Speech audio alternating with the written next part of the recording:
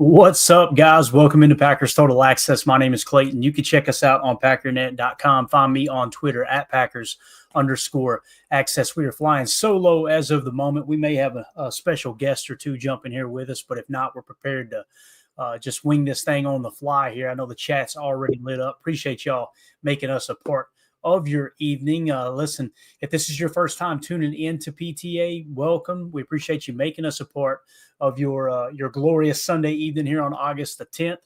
And listen, we're not experts. We're not insiders. We're not media members here. We're fans just like you, breaking down the Green Bay Packers, going live daily, breaking down film study, doing pregame shows, postgame shows, in-depth analysis, the whole 9 yards. So if you're looking for daily content, make sure you subscribe to the channel. Make sure you hit like for us.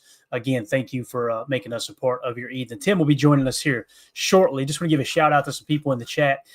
It's a sad day, guys, when this stupid little channel has grown to the point that we can't do the old shout outs like we used to, you know? Like I would normally just go through the chat and just give everybody a shout out that was here live. It's got to the point now where we can't do it, man. But I see AFAM in here, Daryl, Chris Ian, Chuck Jaggers, Jay, Joseph. Good to see you, Joseph. All good. United Bates in the house. I seen Boz in here earlier. Yeah, we got, everybody in here. Clint, the armchair quarterback, too many to really mention. But again, thank y'all so much for the support. I want to say this too, before we get into the content, which is going to be awesome. We're going to hit the PFF grades. So we're going to hit the offensive grades. We're going to hit the defensive grades, the special teams grades. If we have time, we may do a little Jordan Morgan film study. May hold that over till tomorrow as well, because the best of my knowledge, there's not an open practice tomorrow. So they're going to get the guys back in the facility. I believe there may be a practice, but I don't know how much details or updates we'll have on that. But I wanted to say thank you to everybody who subbed. All right. We're closing in now on 5,200 subs. I do want to mention this though. The last 30 days, all right, so the last month, really last 28 days, we have had 57,000 views on the channel, okay? And that's great and all. With only 5,100 subs, guys, we basically have 52,000 people that aren't subbed to the channel that keep coming back and watching the content on a weekly basis, okay? So if you're one of those people, I know I do it all the time. I find channels I like. I forget to sub, and then I can't find the channel later. I have to go back through my history tab. Oh, yeah, there it is right there. Bang, sub, all that. So, again, if we just got half of those folks to sub to the channel, we would be over 30,000 subs. That would be, you're talking about cracking the algorithm, right? And everyone would find out about the show. So we just greatly appreciate it if you take a second and hit that like and hit sub. Again, I hate asking, but really, really, really appreciate everybody just taking a second to do that for sure. So I know we got Tim joining us now. Tim, you just jump in here when you're ready, buddy. And I'm ready to get into these PFF grades, man. This is going to be a lot of fun as we dive in to see who kind of shined yesterday. And again, guys, with the preseason, it went win or lose. If we would have boat raced the Jets by 40 points, I'm sure there would have been fans going, this is the year we're going to win the Super Bowl, right? There also would have been fans, I think, like me, that would have been like, hey, guys, it's a preseason game. It's not about the score in the preseason. It's about getting specific looks at players and saying, okay, can they handle that role, and trying to put them in a situation to where you can maybe, give them an opportunity to prove to you that maybe a weak spot in their game, whether they're playing left tackle like Jordan Morgan or they're playing a 3-tech at defensive tackle, or maybe like a Nas Stackhouse or one of those guys. Like, yeah, we know he holds up well against the point of attack, playing nose, playing shade, that type of approach. But how does he do in the 3-tech? How does he rush the passer when the lights are on, right? That type of thing. So we're going to dive into the PFF grades and kind of see what PFF says in terms of which players performed really, really well. If that makes sense. And some that maybe didn't perform so well. And I'm really pleasantly surprised going back and watching the tape and seeing Jordan Morgan. Jordan Morgan really showed up last night. That's exciting at left tackle because you guys know the writing's kind of on the wall for Rashid. It feels to me like they're not going to re-sign him. I could be wrong there. I think they're looking at it like, okay, let's put Jordan Morgan in at left tackle next year, and let's pick up the comp pick for Rashid, who should get a pretty good offer going in. But again, it's only one game. Jordan played good. It's only one game, and it was a preseason game. But we got Tim joining us now. Tim, before we dive into the offensive PFF grades, man, you got anything to add? I know we all got to sleep on it now. I got to watching a little bit of film earlier today. I went back and watched the TV copy 3 times. It's like watching paint dry in some cases, but we got through it. Anything you want to add, man? Yeah, no, I agree with the Jordan Morgan. You know, when you go back and kind of look at the snaps and you kind of go, you know, play by play, you know, it's literally what we do, right, Clay? We go look at film. We're tape nerds, right? You feel pretty good about you know, a player like that, considering that, you know, at times things looked a little out of sorts, but I think he's kind of progressing and proving that he can hold his own out there. I mean, the guy played predominantly left tackle, if not exclusively left tackle at Arizona, if I'm not mistaken. So I don't think it's too tall of a task to throw him out there in the fire. So I think that's a good sign. And also shout out to Coach Hafley for a great press conference today, by the way. If you guys saw his media availability was awesome. I think shows his leadership and how to deal with you know, some holes and some things you got to fix. And I just feel pretty good. You know, I feel the same as I did last night.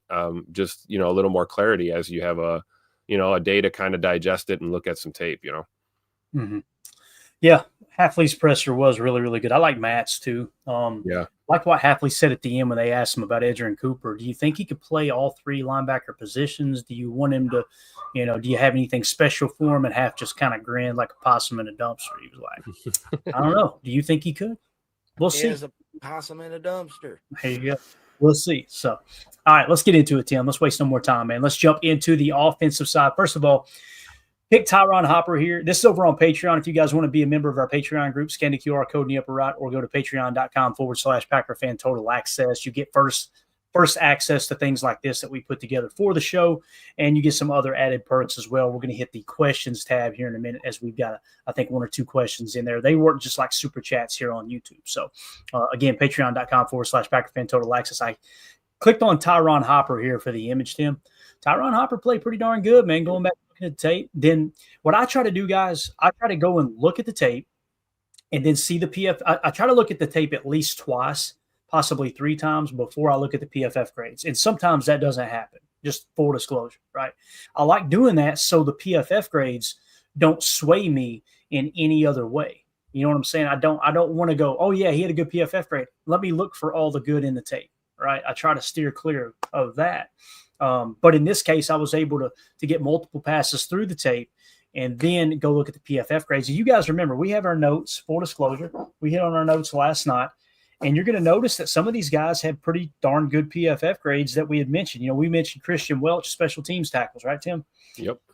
We mentioned did he grade out in like the 90s in special teams, something like that? It was something crazy. I think he was the top special teams guy. We'll get to that here on the backside of the show. Baron Sorrell, you guys remember, I was like, man, he was really rushing with power. You could see just the first time through on the TV copy, like Baron Sorrell looks legit, right? And again, just one game, but he's one that flashed to me. We mentioned it last night. Brenton Cox Jr. Kobe Wooden had the batted pass. I didn't feel like, and I know people disagree with me in the chat, I didn't feel like Kobe Wooden had as good a game as some people maybe thought he did. But then you hear Jeff Hafley at his presser say, yeah, Kobe played good. I think Matt might have said it too, right? So when you hear the coaches say it, I got to step back, check my ego, and go, okay, I'm missing something here. Maybe I didn't understand the assignment. Maybe I didn't, you know what I'm saying? So it's important to look at it that way. Also, we mentioned Kalen King. We mentioned Amar Johnson, which anytime you get a 49-yard tutter from an undrafted rookie, of course, is, you know what I mean? You're going to mention him. But those are just some of the guys. We mentioned the Anthony Belton pancake. I did not mention Jordan Morgan last night, Tim, because I really didn't focus on him that much. Yeah. But back and watching the tape, the amount of snaps he got, I want to say he got like 36 snaps at left tackle, but a lot of fun. So for offense, we just picked Amar Johnson. Again, I think this is a guy that's got a legit shot to make the roster, although it makes a whole lot more sense to keep Chris Brooks on the 53 and put him on the practice squad. But Tim, after a performance like that, man, there's going to be teams coming knocking for Amar Johnson, I believe. I agree. And you can see he's pretty dynamic when he's able to find a little bit of space, right? That was really cool to get to see him break off that chunk run and, get in the end zone. So, it's a lot to be excited about. And, honestly, we got Marshawn Lloyd and Emmanuel Wilson banged up right now. So, having a kind of bottom of the chart, kind of up and coming running back flash for you in your first preseason game, it's a pretty good sign. Yeah, no doubt. Willie here with the super chat says, let me throw this up here real quick. The Packers still suck. Bear down. Thank you for your $2 coming here and say this. I need you to do me a quick favor, Willie, if you would, bro. Go do a little research for me. Tell me who has more wins head to head, the Packers or the Bears. Also, let me know. I'm not going to, so quit asking. Also, let me know who has more overall wins. Also, let me know who has more championships. Also, let me know who has more Super Bowl wins and conference championships. And then get back to me if you don't care. But thank you for the two. We're going to give him some. Greatly appreciated, buddy. All right. So moving along. Playoffs? Yeah, no doubt. So here we go with the offense. At the top of the list, no surprise here, Tim. We've got Zach Tom, 81.6. Amar Johnson, 79.5. Jordan Morgan, 76.5. Messiah Swinson, 72.5. Only 10 snaps, though. Will Shepard, your boy Will, 71.6, albeit just 14 snaps. Jalen White only got 2 is what we're showing here, 71.2 grade. Cornelius Johnson, only 13 snaps, but a 70.8. Trey Hill, a 70.8 on 12 snaps. Taylor Elgersma, 68.7 on 6 snaps. And then Sean Ryan, who predominantly, I think, played right guard, although he did kick the center as well, 68.4. John Fitzpatrick, tight end, 67.1 on 19 snaps. And then Anthony Belton, the rook, right, 65.9 on 42 snaps. Matthew Golden, the rookie, 65.6 on 12 snaps. Elton Jenkins, 65.5 on 12 snaps. So those are your players that graded 65 or higher. And it's really, really exciting to see young players like a Jordan Morgan with a 76.5. His pass block grade, guys, at left tackle, 88.0, right? Run blocking grade, 66.9. Why is that important, Tim? Because we talk about Rasheed Walker can pass block, but where he struggles is in the run game. And when you see the basement slowly being formed for Jordan Morgan at left tackle, albeit one preseason game, 66.9, man. That's exciting to me. It really is. It is. It makes you a little bit more well-versed at that position, right? I mean, obviously the 88 grade on Pass Pro is awesome. You have to Pass Pro to play blindside tackle on your franchise quarterback, right? So that's without question. But if you can also bring your A game in the run fits, man, that bodes well, I think, for Jordan Morgan going forward. So maybe there is some truth to your point about Rasheed maybe not being around Green Bay's long-term plans. Clearly there's a dedicated effort to get Jordan Morgan reps out there. That's why it's so impressive to me. I mean, you look at these grades and then immediately my eyes go to the snap total, and when you see a guy get a healthy dose, 36 snaps and grading out in the 70s makes you feel pretty good. It does, man. It does. The way I look at this too, guys, if someone has less than 15 snaps, I try to just kind of, all right, I don't even know if I want to count that, to be honest. Now, if you get a quarter of the way through the season and those 15 snaps add up and now you're over 100, 125 snaps, that's where I really start to pay attention. Like, okay, this is probably a pretty good indicator of how this person's playing, albeit through the eyes of PFF. That makes sense. So exactly. The other thing I want to point out here too, penalties. Notice the guys toward the top. The only one with a penalty was Will Shepard in the top, 5, I believe. Then you got to go all the way down to John Fitzpatrick, who had a penalty. Anthony Belton with 2 penalties. That's something. Coach is probably going to pull that up on the tape and go, hey, big dog, we got to clean this up, right? And like Matt LaFleur said in his presser, it's 90% of the time. He didn't say, I'm kind of paraphrasing, but he's talking about we got to get back to technique.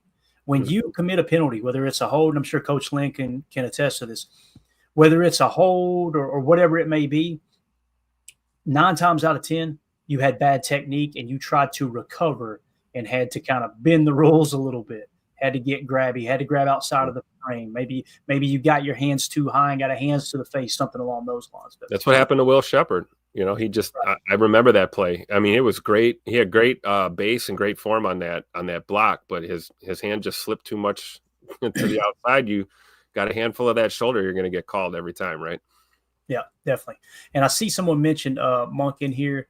Natsu, who I hope I'm saying it right. Monk was struggling. That's the way I seen it too. Now, if you guys go listen to Matt LaFleur's presser, he didn't say Monk had a great day. Okay, don't get me wrong. But what he did point out was on one specific play where I think he got credited a sack given up. They said that they tried to slide the protection toward a safety coming off the edge, and they did not need to do that. So Matt LaFleur made it sound like one of those 2 sacks that he gave up, I believe he gave up 2 if I remember correctly, but one of those 2, Tim, was because whoever set the protection set it wrong. And that's another reason why you've got to really step back in the preseason and look at everything through the entire lens, because it may have been the quarterback that set the protection wrong. It might have been Sean Ryan playing center that set the protection wrong. It might have been a third-string center that set the protection wrong. And you got to kind of give people a little grace in that regard, too. It's easy for us fans, and I'm as guilty as anyone. Yeah. You see the penalties, and I know Emilio don't play around with penalties. You see penalties, and it's like, can't have it, can't do it. But sometimes, Emilio, right, like sometimes it's not necessarily on the player committed the penalty as much as it is maybe they did fan the protection in the wrong area or didn't do something, strategic. It looked like one of those that Monkey even did like kind of a trap, kind of pulled across there and was trying to fill across, and it just didn't work out. I get kind of scheming that up, but yeah, you run into that issue. Penalties are an absolute killer. It kind of just shows, an ill-prepared team.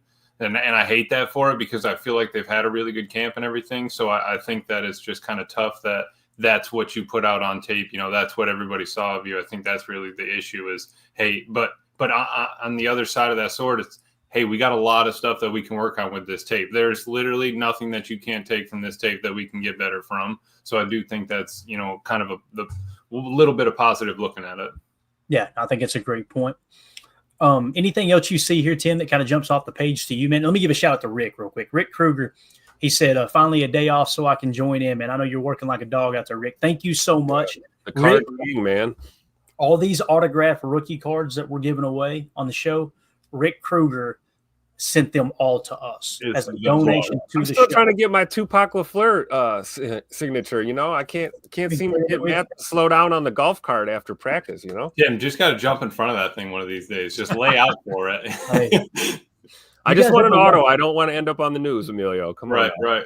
You ever watch Parks and Rec? Have y'all ever watched that? Oh, yeah, for sure. Remember when he said, I made my money the old-fashioned way. I got ran over by a Lexus. Remember that? Oh, yeah, John Ralphio. Yeah, for sure. It was John Ralphio. There you go. We need that drop, by the way. I got ran over by an Escalade. Somebody needs to just work the word Escalade in there. And every time Anthony Belton gets a pancake, we'll throw that in. But again, Rick, thank you so much. And, of course, you see Larry thanking Rick. And Larry's one who donated a bunch of stuff early on, like I think last year, the year before, that we could give away on the show. So you guys are awesome, and y'all are truly what keeps this thing going. So thank y'all so much. So a couple of names that let's look for guys that had 15 or more snaps that maybe struggled. McCole Hardman here, right? 43.0.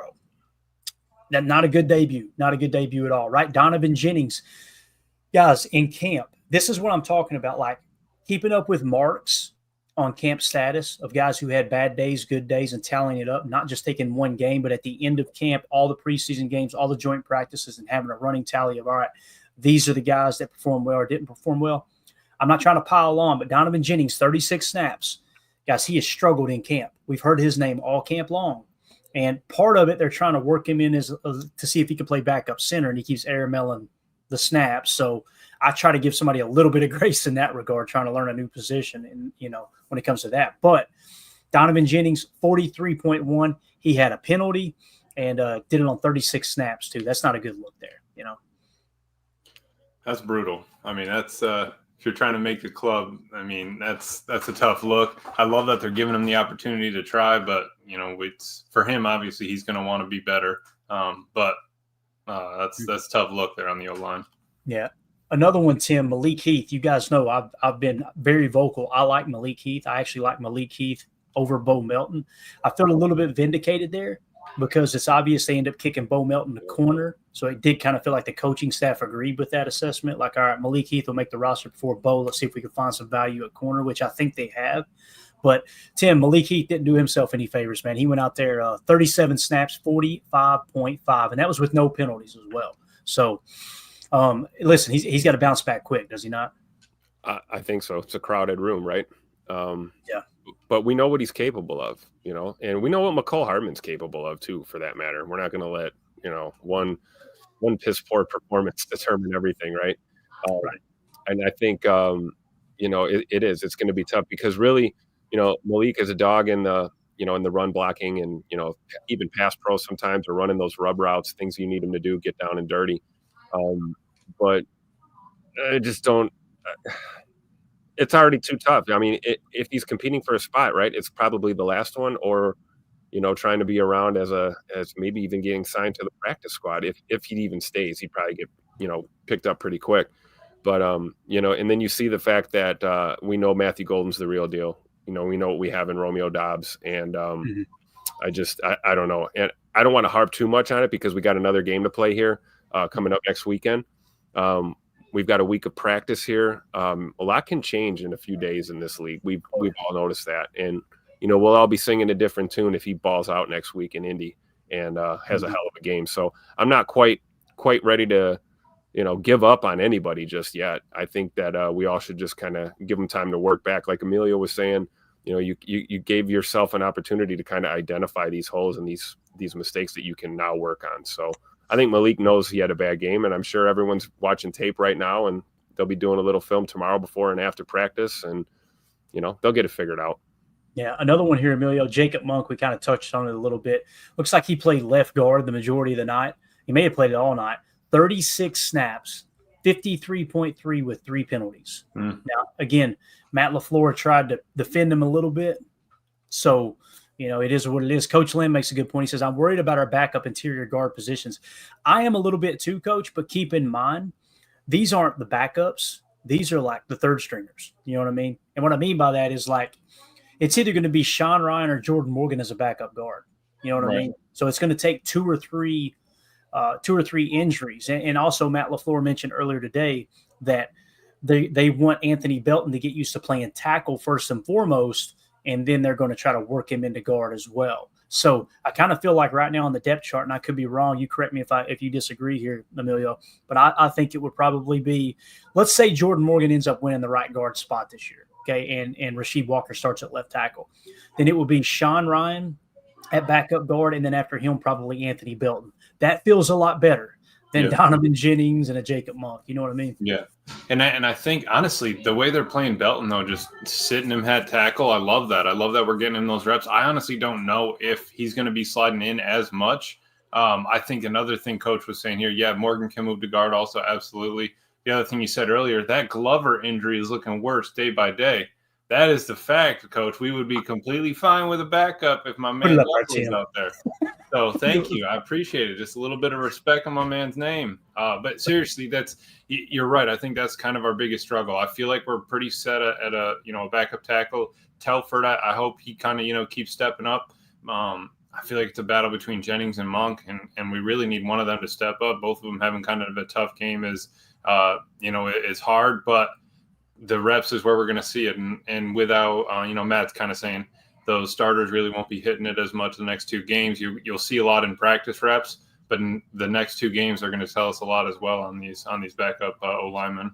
That's why you have to watch those individual reps so closely, right? Yeah, because, like Clayton, you made the point last night, like, we're shuffling so much personnel, in and out of these preseason games. You have so many different looks. The guy to your right and the guy to your left might be different, per series even. So it's tough to kind of, some of those procedural penalties, the false starts or that kind of stuff, I'm willing to kind of give them a mulligan on that one, right? But, if you've got excessive holding and bad technique, that's something you can see on film and you can work on it, right? Yeah, definitely. All right. So let's move it along here. Let's go on to the defensive side of the ball real quick. That sound good, fellas? Anything else on? Well, actually, we had a couple tweets. Let me hit these tweets real quick. I'm going to try to start incorporating these into our PFF breakdowns every week in our Patreon group, just to kind of get a little feel for what's going on around social media in terms of the coach speaking and all that. Ryan Wood tweeted out, Matt LaFleur says, quote, "It's a possibility rookie Anthony Belton could be moved to guard at some point, but right now Packers' priority is getting him comfortable at tackle." He looked pretty decent at right tackle last time on the reps I've seen. And you'll notice him when we break down the Jordan Morgan tape, whether it's today or tomorrow. You'll see, watch the Jordan Morgan rep, and then we'll probably just reclip it real quick and then look at Anthony Belton. Anthony Belton looked pretty decent. It looked like the lights weren't too bright for him. And it shouldn't be for a second-round pick, you know. Eli Berkovitz tweeted out, Matt LaFleur was asked what he liked after watching film of last night's game. Quote, I like that it happened in the preseason. I love it. Love my coach. And then 97.3 the game said Packers wide receiver Jaden Reed, who was in a walking boot today, on if his injury is a major concern or not. Quote, I don't want to be wrong about anything, so I ain't going to be the one to say, which I definitely appreciate that. Which translates to? I don't know. I'm not a doctor.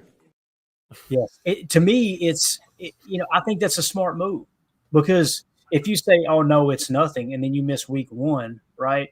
Yep. Now all of a sudden that narrative's out there, and it's like, what are they doing over there? And then all of a sudden the fans will take it and run with it. I know we would. What did I say about Xavier McKinney? Xavier McKinney said he'd be ready week one. Nate Hobbs said he'd be ready week one. What did you hear me do? Immediately go, they're going to be ready for week one, guys. They're good to go. There could be a setback. So I appreciate that Jaden said that. Although I got to be honest with you guys, I want to get your take on it real quick. I'm a little worried about it. I'm a little worried about Jaden Reed. To me, it doesn't feel like he's a slam dunk to be ready week one. How do you guys see that? Have you heard anything else? Just on the surface, what do you think about it? I agree. I mean, I haven't heard anything. I don't have any information, any inside baseball or anything. But I mean, it's kind of hard to read this, like watching the exchange here at the locker. It's like, I don't know if I feel good or if I feel bad. I don't know how to feel right now. I think it's better to err on the side of caution, and maybe you're right. Maybe we should start thinking about scenarios where if in fact Bird is not a go come week one, what does our lineup look like? How does that affect the depth chart? Hell, how does it affect the rest of this camp if maybe he's not available even throughout this week and going into the next preseason game? How does that change how these guys are stacking up in the depth chart? Right. Absolutely. Yeah, I think it's tough. We're talking as he is our number one at the moment. Not having him is, a whole nother thing. But I think he's kind of just playing it close to the chest. If we're not going to play the starters anyway, fine. So you have a couple of weeks to get back. But, the offense is a little different when he's out there. So obviously we would love to have him. But at least it's not a reoccurring thing. They were saying it's not the same injury as his toe earlier. So I'm glad that didn't kind of get, re-aggravated and flared up. But just trying to figure out, what new issue it is. Yeah. And Natsu in the chat says, how did this guy sneak into the Packers live chat? Talking about the Bears, the resident Bears fan in here right now. I like Chris C's take here. Let him stay if he keeps donating money. He did. He sent another one there, Clay, right here. Willie, $2, man. Appreciate it. Mark my words. Caleb will outperform Jordan Love forever. Right after they get their Tim, right after they get their first 4,000-yard passer, right? You know what I'm saying? Oh. Hey, he's 2 years behind, bro. 2 years behind. A little bit behind, just a touch. All right, let's move it along to the defensive side of the ball here. Kingsley Enagbare, boys. He's the one, according to PFF. Now, I have not keyed in on him and his tape yet. I didn't see the PFF grades. I went back and watched the tape. I was trying to focus on Barron Sorrell, little Nas Stackhouse, some of those cats, right? Kalen King, another one that I really have my eye on, kind of rounding out that cornerback room. But according to PFF, Kingsley Enagbare going to lead the way here, all right, with a 90.1 PFF grade. Behind him, Tyron Hopper, 88.6. Kalen King, 78.9. Jared Bartlett, 73. Carrington Valentine, 71. Here's the guy. Lucas Van Ness, 71. Barron Sorrell, 68.4. There we go. 68.4, guys. That was on 39. You heard what Halfy was saying about him, right? Tim and Clay, right? He was that he didn't make the same mistake twice, especially even in the same drive. He was fixing his mistakes in real time. Love that.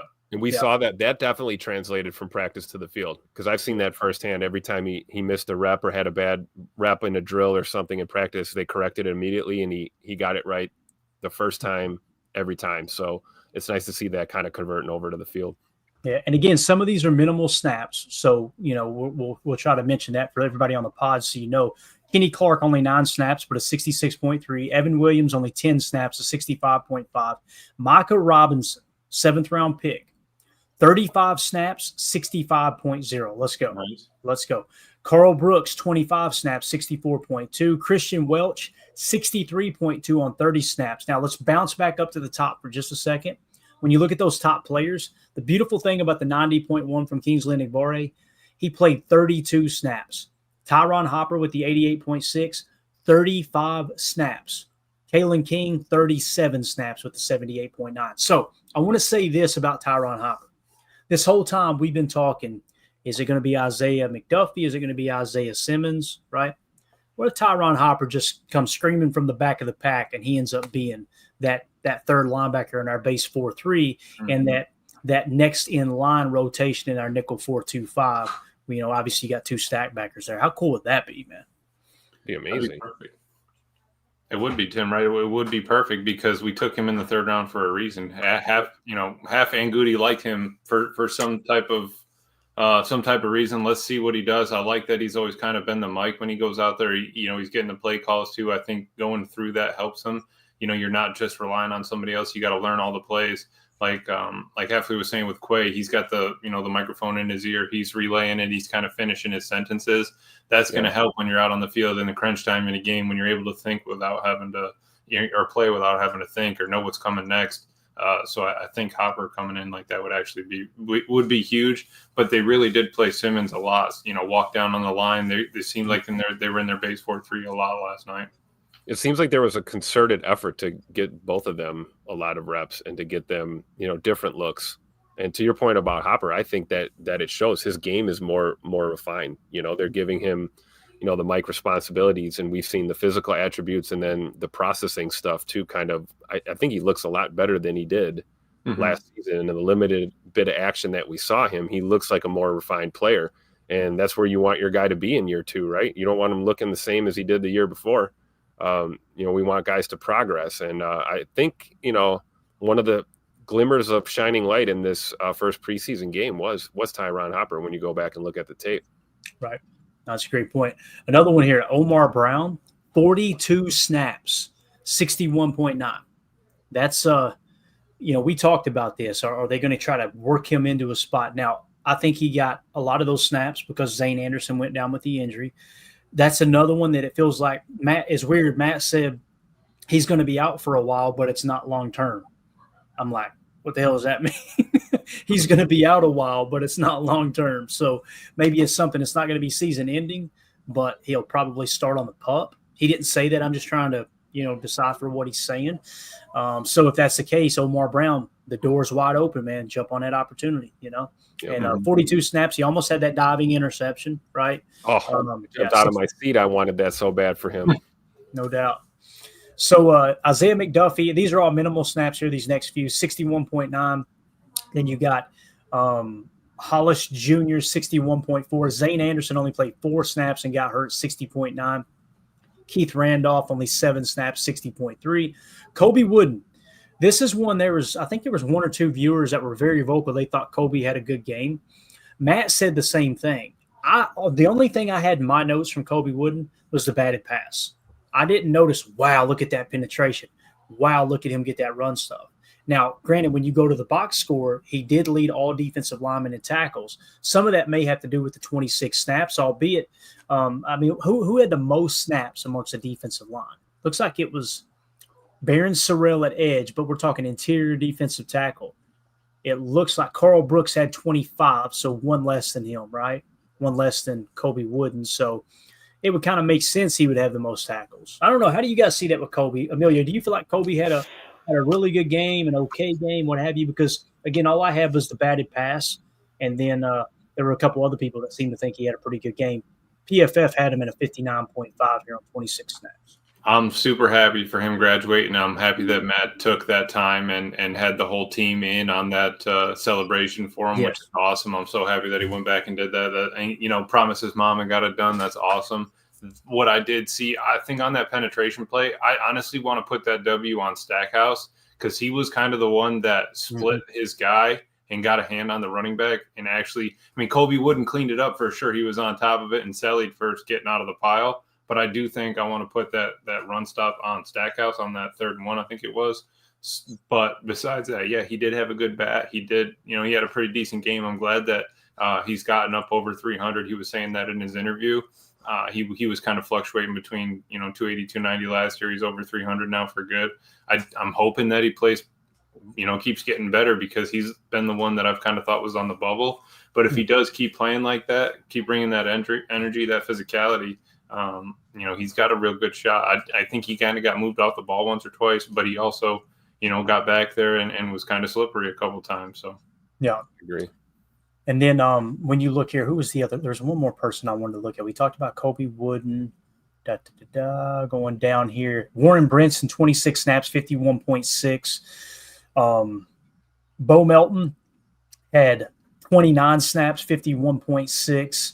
Nazir Stackhouse, all right, 48.7 on 26 snaps. This is the first one on the list that I felt like he had a good game. PFF completely disagreed. Yep. Now, it doesn't mean that PFF's right and I'm wrong, or I'm right and PFF's wrong. That's why it's important to watch the tape yourself, compare it to some of the grades, look at some of the advanced analytics, and make a determination for yourself. But the other one that sticks out to me, Isaiah Simmons, right? 29.4 is the PFF grade, 39 snaps. Me personally, I didn't even notice Isaiah Simmons. And typically you'll notice the back, like you notice Tyron Hopper a little bit. It's like, okay, he's around the ball, right? Isaiah Simmons. Now, timeout. What did Coach Hafley say? Coach Hafley said, well, we asked him to do a lot of things he wasn't normally comfortable with doing. Like we're trying to get him to try some stuff that he hasn't done before. So you do have a little bit of a learning curve. However, if we were to go with the notch system, Tim, I'm giving Tyron Hopper right now. He's got the upper hand over. I agree. Maybe not necessarily over McDuffie, because they like McDuffie so much, but he's definitely got the upper hand over Isaiah Simmons right now. That would explain why, when we did see Isaiah Simmons, especially particularly early in the game, he looked like he was out there looking for his keys or something. He just looked kind of lost. And so when you hear Coach Hafley describe what was being put on his plate in his first game action as a Packer, it makes perfect sense, So, and then you couple that with what you just said, you get Tyron Hopper coming out there, clearly a better linebacker than he was last year, and showing a little flash here and there, and grading out pretty well. Yeah, I think after one preseason game, I wouldn't say Tyron Hopper has lapped McDuffie, but he might have lapped Simmons right now, at least where we're sitting right now. We'll see what happens a week from now, right? Mm-hmm. What do you think, Emilio, when it comes to that other stack backer position? Do you feel like how would you rank them?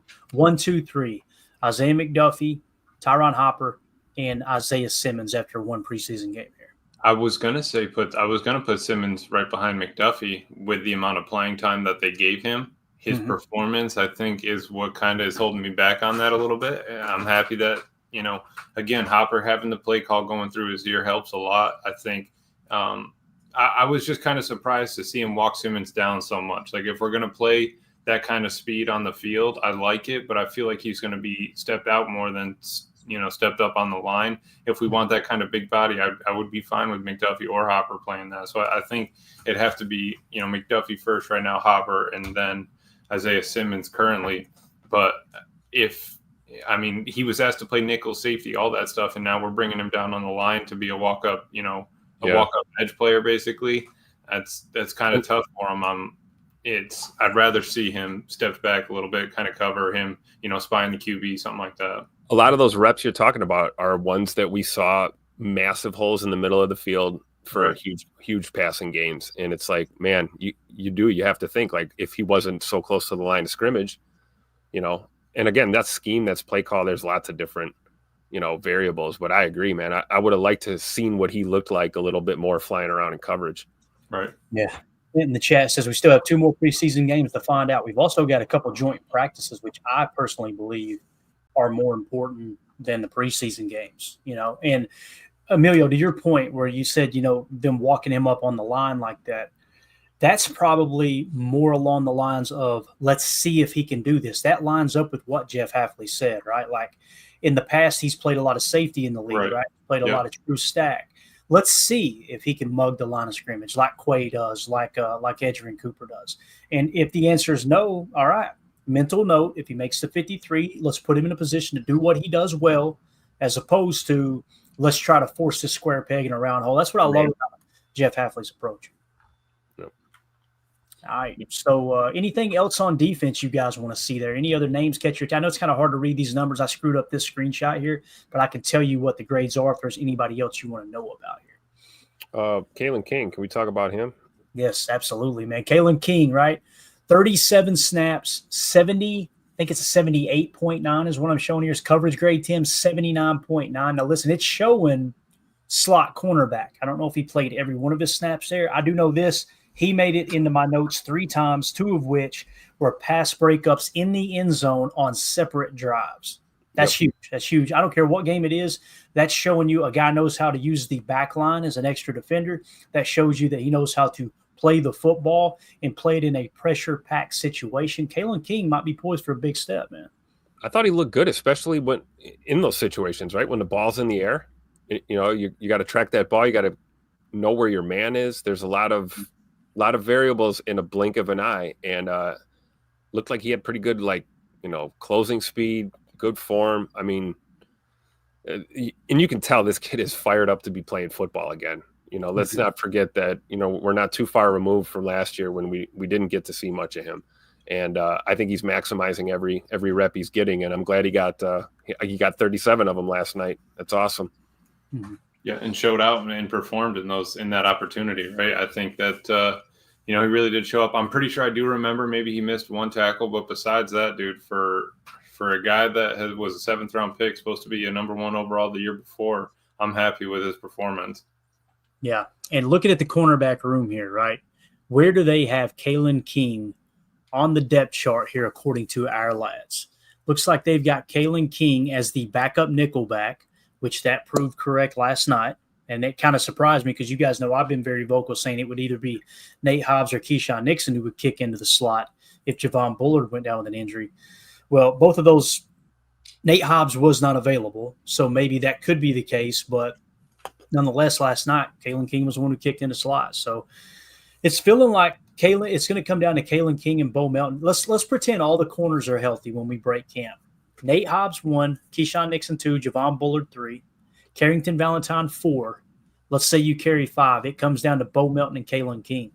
That's going to be the position battle there. And through 1 preseason game, I'm giving the nod to Kalen King. But again, they really like Bo on special teams. Maybe that's the position they carry 6 at this year as opposed to 5 like they did last year. That could be the case. Let me ask you guys this real quick, and then we'll move on. Of those 2 players, Bo Melton or Kalen King, let's think in terms of the 69-man roster, the 70-man roster.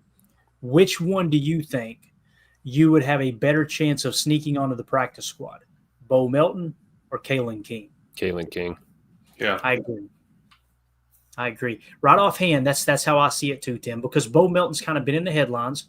Bo Melton is more value, multifaceted, wide receiver and corner, and also he plays special teams really well. And he's feeling a little bit better after that cheese curd incident. Cheese curds make my stomach hurt all the time, but I do eat them though. Sometimes you eat too many cheese curds, you come out looking like this. You know what I'm saying? Looking like a different person. Yeah, exactly. All right. Anything else on defense, gents? I just think to the point with Bo, it's like you're right. It's clearly the battles between him and Kalen King, right? But Bo's got the edge of, being Bo Melton. And we've heard the staff and his teammates talk about him. And they feel like they're a better football team with him on the field, period. Whether that's a wideout, a corner, special teamer, guy on the sideline picking up his teammates. So there's, a lot of factors when it comes to Bo besides the X's and O's, but it is going to be fun to watch them try and make that decision because Kalen King is playing some damn good football this point in the preseason. Yeah. Yeah. And I just, where's KT? It wasn't pretty. And I got to be honest, watching the tape, I felt like he had a bad game too, me personally. But Ketan Oladapo ended up, where was he at? I thought he was right there in the middle, right there. 22, free safety. Yeah, 58.0 on 42 snaps. Okay. That's 79. That's tackling. That's tackling grade. Yeah. Okay. Because I thought he did get beat on that one deep ball. The guy turned around, caught it kind of over his shoulder. He was punching through, just didn't rip it out. And I think I don't love that grade, but I'm happy that he had good tackling grade. He's right around 60, no problem. We'll get that up. I'm glad he got 42 reps. sorry about Zane. Don't want to see that, but I'm glad that, Oladapo got out there. The only thing was that, Hafley was saying we didn't really see everybody getting to the punch and getting that ball out, being, ball king kind of hungry. And that's where we were talking about, hey, these guys are in training camp. They're not actually tackling them. They're focusing strictly on punching the ball out. So now we need to pair those two together. Now that you've had a real game, we got to tie that together with what you've been practicing. All right, wrap up, but also punch. Next guy to the ball. If he's stuck, if the first guy stood him up, the next two are punching the ball out. So that type thing. Yeah, great point. Willie in the chat say, guys, look, I'm in first place. Hey, first time for everything, Bears fan. Yeah, so he's in first place. Willie, I don't see you in the rankings here, bro. Where'd he go? Is he gone? No, I'm showing on. That cheese curds suck. I'm pretty sure that he was talking about deep dish pizza, though. I'm showing on my side that that RE Iron Miner's winning right now. Donovan Jennings is second, and Mike Berry's third. I don't know where Willie went. Where did he go? I don't know. Anyway, moving on. Sit your butt outside. Sockowitz tweeted out Jeff Hafley on Bo Melton. The guy gives you everything he has. We just need to keep playing him. So there's your answer there, Emilio. They're going to continue to march him out there and try to get him meaningful reps. And I agree with that for sure. Yep. And then Rafsky tweeted out, LaFleur said Zane Anderson's knee injury will keep him out for some time, but it's not a long-term or season-ending thing. So possibly on the pup, possibly start the season on injured reserve, miss the first 4 weeks, I think is kind of where we're at. Either one of those that you guys want to hit on, then we'll wrap up the defensive side here. My knee. It didn't look like a knee to me. No, I thought he had a concussion. I thought my man went out cold there for a second. Yeah. So, I mean, at least that's a positive that it wasn't a concussion. I hope that, his knee is all right. If it's something, maybe a, meniscus or something kind of minor there, no ACL or anything like that, or else we'd know. But I'm excited. I want to see Bo get some more reps in these, in the practices and everything coming up. Yeah, definitely. All right, moving along to special teams. The man that just won't go away, Christian Welch. Look at this PFF grade. Somebody come look at this. 87.8 on 19 snaps. So think about the stack backer room now. Let's pull the depth chart up. We just talked about Isaiah Simmons. All right. Let's say you break camp with 5. I think that's what we broke camp with last year. Quay Walker, Edgerrin Cooper, Isaiah McDuffie. Those 3 are locks. Who's your other 2? You got to choose between Isaiah Simmons, Tyron Hopper, and Christian Welch. Okay? So one of those 3 guys have got to go. Tyron Hopper is a lock. 3rd-round pick, right? I think we would all agree. So now it comes down to Christian Welch and Isaiah Simmons. All of a sudden we go from, is Isaiah Simmons going to be the 3rd starting stack backer? And it's early still. He could turn this around. But it's kind of feeling like he might be a bubble guy now. That lines up with the contract they gave him and the lack of interest across the entire league of teams wanting to sign Isaiah Simmons. Doesn't mean he's not going to make the roster. Doesn't mean he's not going to be a significant contributor. All it means is right now to this point, kind of feels like there's a little more value in Christian Welch. Now, when you look at Isaiah Simmons, he had 7 special team snaps. You guys know last year he graded out in the 80s on special teams. 67.1 ain't bad. But boy, oh boy, Christian Welch is making the most of his opportunities again. However, the question becomes, if we choose Isaiah Simmons over Christian Welch thinking we're going to get him on the practice squad, Tim, that didn't work last year, did it? No. Somebody else coached him. That's right. And, the same could be true for Christian Welch, though, too. He's a guy that will get picked up and be in another uniform pretty quickly. And I think you're right. When it comes to special teams, when you're comparing, Welch and Simmons, I think that's a wash. I think you just throw that out the window. They can both play special teams like dogs. How are they playing as linebackers in our defense? And you guys know I'm a huge homer for Christian Welch, Iola, Wisconsin's own. I think it's an awesome story. That he's back in Titletown in a Packer uniform again. I would love it if he stayed in that Packer uniform, but I'd be lying if I told you I didn't see him get washed out a couple times on some of these fits. And, that's things that they can work on, but let's be honest, that's things we saw last year on tape too, and might have been the reason why he didn't, make this roster. So I think it's too early to answer that question. It's going to be really fun to see this Indianapolis game and how these 2 guys play as linebackers, as opposed to just the special team value that they add. Yeah, and Emilio, when you look at the grades here, Christian Welch, obviously graded way higher than Isaiah Simmons in special teams. He also graded significantly higher playing stack backer, 63.2 with 30 reps, or 30 snaps, I should say. Isaiah Simmons, 39 snaps, 29.4. So everything we've got our hands on, again, PFF isn't everything. It's not, the gospel. However, it feels like Christian Welch one game in has got the upper hand, I believe. Yeah, Sure, I think so too. I think so too. And it's tough. I think, like you said, that's where the NFL has been. He was a first round 8th overall pick, but hasn't come to anything. Hasn't come to a head or anything. And I think if you get Christian Welch showing up like this, just being consistent, I think you take the consistency over the higher low floor there with Isaiah Simmons.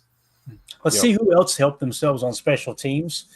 John Fitzpatrick, we've been pretty vocal in talking about, has he truly passed up Ben Sims on the depth chart? And I think we would all agree it feels like he has. Special teams here, John Fitzpatrick, 69.8. Let's see if Ben Sims had any reps. Did he have any reps at all? Where's Ben Sims at? Boy, if he did, this ain't good. Maybe he was so low on the list I had to cut it off. I don't think I see him there. Now, they may not have even played him at special teams as well. But nonetheless, John Fitzpatrick has helped his stock once again. Isaiah Simmons, decent, 67.1. It's just no Christian Welch. Significant snaps here, just looking down the list. Omar Brown, 64.1. There you go. So making a little bit of headway there. Mosby. Let's see who hurt themselves with significant snaps in special teams. Is there anybody down here? Micah Robinson, a 60, not like, bottom of the barrel, but he had 7 reps. Deslin Alexander, 60.7 on 16 reps. Aaron Mosby, 61.0 on 16 reps. Alexander got kind of on the outside looking in, but kind of slowly creeping up, though. I think he's been putting together a pretty decent camp up to this point. Got it.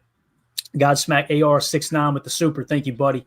He says, better the Packers have a week 1 turd in the preseason as opposed to the regular season. Hopefully this will be the year we get it right on week 1. And I'm really – You think God never farted?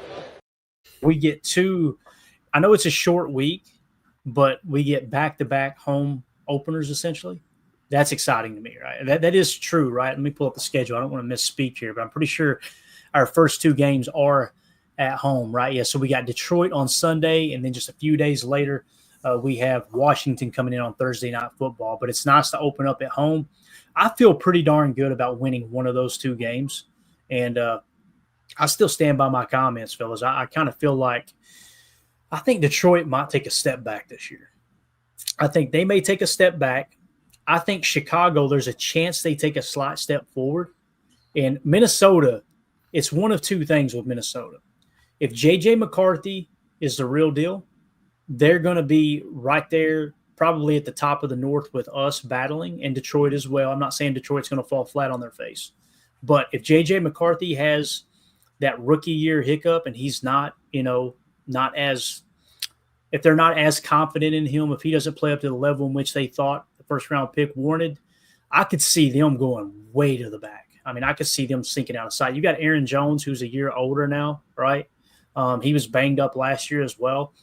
It's all well and good to have great receivers, and that does help a young quarterback. But if the quarterback can't get the ball to them on time, if he can't get it there accurately, and I'm not saying J.J. McCarthy isn't accurate. I'm simply saying these are things that there's a chance. All of these quarterbacks can't be hits. You know what I mean? Yep. So if J.J. McCarthy struggles, man, I could see them sliding to the back of the North. I could see that in a heartbeat. What do y'all think about that? And thank you for the super chat there, AR. Appreciate you, man.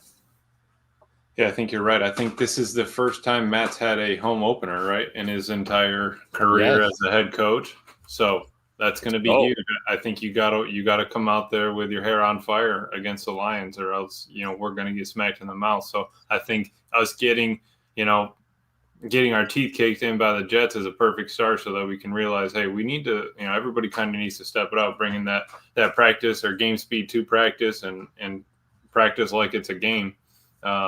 Every time it seems like we play the Jets, man, we get that was my first time at Lambeau there. Lost, what was it, 28-10 or something like that? It's a tough one, man.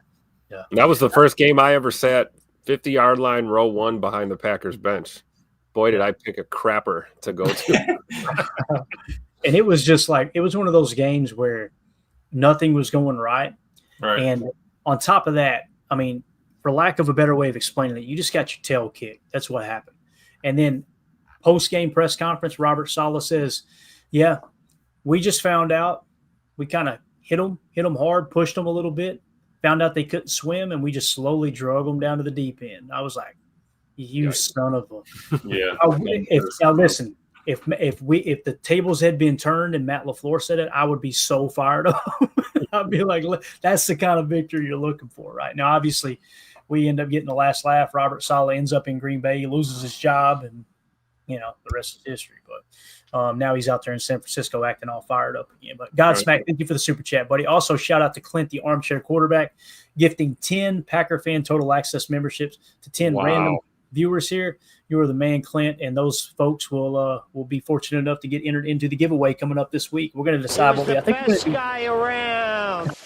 we're going to do an autographed Dontavion Wicks rookie card this week. That's what's up this week. Nice little piece of memorabilia from our buddy Rick Kruger. So, all right, let's move it along here. I had a couple of just notes here from tweets and stuff. Eli Berkovich tweeted out, Matt LaFleur just said that the plan is for the starters to practice this week, okay, with the joint practice and everything, and not play. And then next week they will practice, do the joint practice, and they will play in week 3 of the preseason. So unless something changes, it's going to be backups this week, or no starters playing this week. And then the game that Tim's going to, if I remember correctly, right, Tim, the Seattle Seahawks game, Right. get to see the starters out there. So there you go. I thought that was interesting too. Change things up a little bit. And then Rob Domofsky tweeted out, special teams coordinator Rich Bisaccia on the groove that kicker Brandon McManus is in and how he can sustain it. Quote, it's been sustained over a long period of time. He has a pure stroke and is in a really good place in his career. So well said. Perfect summary of McMoney at this point. Yeah. And then Paul Brettel tweeted out a quote from Bisaccia, quote, I'm hoping he was trying to make too big of a play too early. Bisaccia said on Hardman's fumble on the punt return, I'm expecting him to respond the right way. So, Emilio, he's got to clean that up quick because that's another guy, much like Isaiah Simmons. We bring him in. He's had a hell of a camp up to this point, making catch after catch after catch.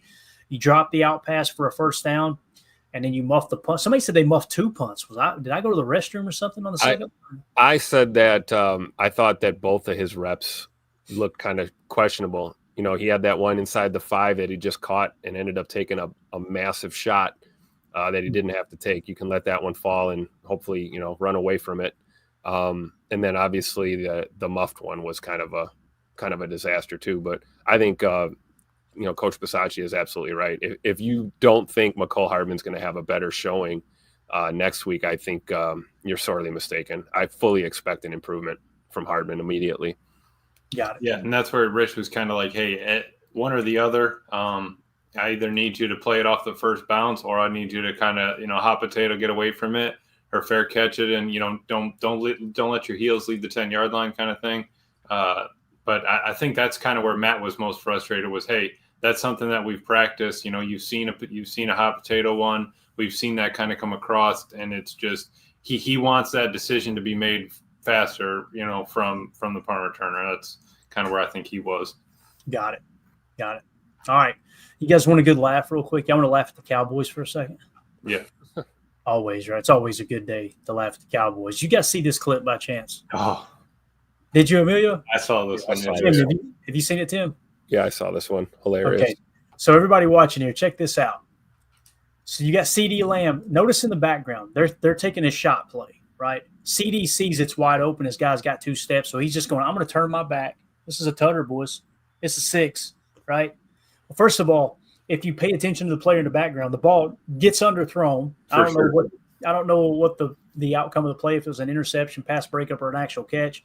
But he just thought, oh, my boy's going to put this right in the bucket. This is a tutter. Look at poor CD Lamb. Let's go, baby. That's 6. Is that not absolutely awesome? Watch the hat. The hat stays in the same exact spot, but CD does not. That is crazy. It looks like Emilio Glover there, doesn't it? Yeah. Well, hey, come on now. I don't want to play it too much. We're going to loop it one more time, but this just cracked me the hell up. Come on now. This is 6. Nope. And look at the ball getting underthrown back here. Oh man. So anyway, there you go. We'll get it off. How about them Cowboys? Yeah, always mid-season form already. All right, we got one question here in the Patreon group. If you guys want to join our Patreon community, it's the best way to support the show. Just go to patreon.com/Packer Fan Total Access. Miss Jennifer, actually, let's go up. We had a couple here from earlier in the week. Johnny B says, look like the Lions got bit by the injury bug again. Cornerback Ennis Rakestraw out for the year with the shoulder. I think we talked a little bit about that. Obviously, Detroit. I think Detroit will be fine in that regard. I think they got decent depth. I thought they've done a good job putting that roster together. Where I'm concerned with Detroit is obviously losing both your coordinators, man. That's absolutely huge. Emilio, you got Madden yet? You got Madden 26 yet? I did. Yep. Okay. The play sheets, man. When you lose both your coordinators, you lose all those play sheets on Madden 26. You got to. It is what it is. You get those new young coordinators. You got to build them up. They don't have their archetypes. They can't upgrade your players or anything. I mean, can't do anything. You run into a lot of issues there. But yeah, and I think. But then you come and look at the Jets, man, and they came out firing, right? I mean, he had them absolutely humming to come and play the Packers. So I just hope that the Lions kind of fall apart. I mean, if the Jets tear it up this year, whatever. But I hope the Lions kind of fall apart from losing both of their coordinators. Yeah, I like that point you just made about the way the Jets team was prepared for this game, and you notice they were extremely aggressive early. We saw the chippiness with Zach Tom getting into a little bit of fisticuffs out there on the field, and then we saw 2 late hits in a row out of bounds. Dirty ass football basically. And I think what the Jets were trying to do was get in our heads and rattle us early, and it looked like it kind of worked there, pretty much in that first quarter at least. And I think that's another part of the game that that's a test when you get under the lights, and you got to. We've been talking about protecting 1265 for the last 2.5 years. I'm sick and tired of seeing teams come into Lambeau Field and make us look bad. And so I think maybe a lot of these guys had that on their minds, trying to do a little too much too soon, and then just got their cages rattled. So it's a character test, I think, as you're dealing with a young team that's growing, Right. Jennifer Wright with the question here and the questions for the show tab over on our Patreon group. I know this is probably untimely seeing that Jordy was at training camp earlier, but with all of Watson's injury updates, talking about Christian Watson, do you think he gave Christian any insight? I know that his ACL was over 10 years ago, and there's so many surgical advancements. Just curious on thoughts. I don't think that Jordy gave him any pointers on staying healthy or maybe with the rehab gen. But what I hope he did do is give him some pointers on how to play the receiver position, because Jordy was one of the smartest receivers to come through Green Bay. Now, don't get me wrong. He was I think he held a bunch of Kansas State records in track and stuff like that. So as who was it that Ike Taylor referred to him as white chocolate. He said that's what the boys called him because he was so fast.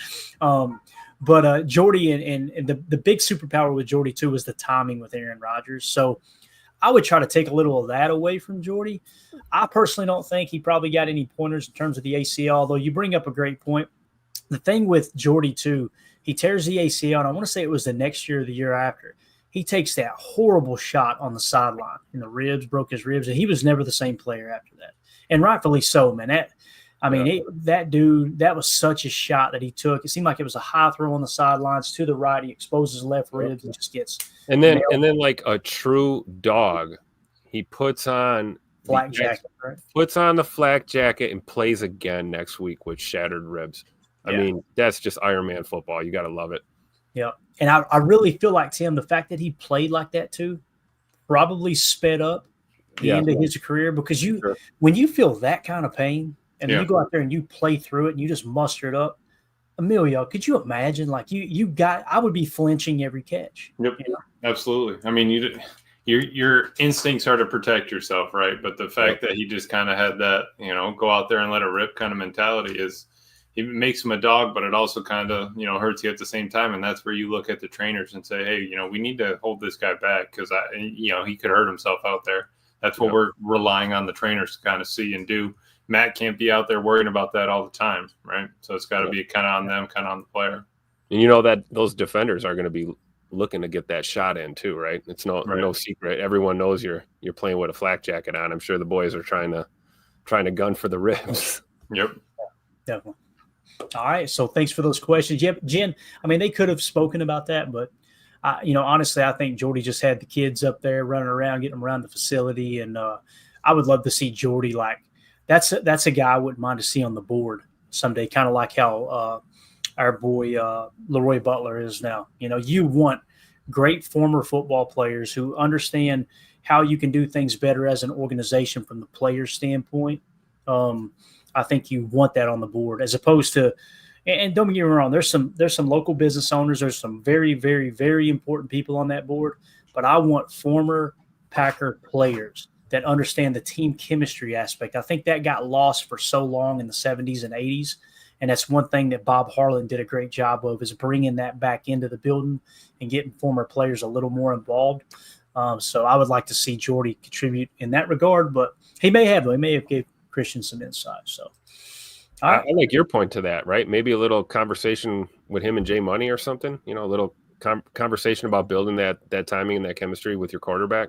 Because, I mean, I don't know. Nobody did it better than Jordy and AR-12, I don't think, other than maybe Jordy and Tay, right? Right. I mean, Aaron and Tay maybe. So that's a great that would be a great breakdown, is to go, okay, which one, if you had to choose one of those two combinations, who would it be? Would you rather have Aaron and Jordy or Aaron and Tay? I'm probably going, man, that is tough. It is.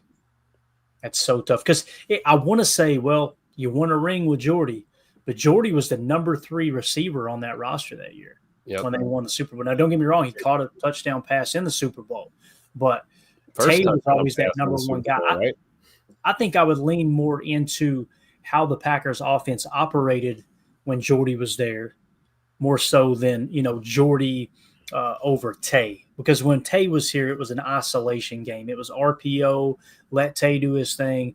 And then once they took him away, the game plan was wrecked to the point where by the time you made the proper adjustments in the important games down the stretch, wasn't much you could do. That's how you end up at the NFC Championship, throwing an interception, trying to force it into double coverage to Tay, So, but. Yep. All right, that's it. You guys got anything else y'all want to hit before we get out of here? No, a lot of learning. I'm happy that Hafley said he's ready to go through the tape with everybody coming back. You get the weekend off, shake it off. Saturday game. Let's get out there and let's learn from something moving forward this week. Definitely. All right. Well, we'll be back tomorrow night, guys, 6:30 p.m. Central Time. Any news that breaks, any injury updates, you get the guys back in the building. Get the treatment and all that. Maybe we get some news come out on just how healthy or unhealthy some of these guys are. I don't know. Is there a practice at all tomorrow, Tim? I know there's not one open to the public, right? You see that game on Saturday? There's a practice tomorrow. I'm willing to bet there's a practice. It's probably just closed. Yeah, I think the only open one is Tuesday. Because typically, you play on Sunday, Monday's treatment day, right? And then you get back to work on Tuesday. But the fact that they played on Saturday, they probably still came in, got their treatment. Tomorrow they're back on the practice. But I think I agree with you there. So, all right. But we'll get back in there tomorrow and give everybody an update as we go through. And we'll also break down the Jordan Morgan chalk talk tomorrow. I'll show you guys why I got excited about what we seen on tape. With him at the left tackle position in that first preseason game, even though it was a butt kick. Telling you gotta focus in the preseason. You got to focus on these one-on-one matchups and seeing the limitations of these players and exactly what they do well and what they do not so well. So, I want to give a special shout out to Godsmack AR69 for the super chat. Thank you so much, buddy. Appreciate you. And Clint, the armchair quarterback, being very kind, gifting 10 Packer Fan Total Access memberships here. So, appreciate you guys so much, Tim. Emilio, thank you guys. We'll see you tomorrow, 6:30 p.m. Central Time for PTA Live. As always, let's go out and be the change we want to see in the world, and go Pack. Here we go. Nice. Bye, guys.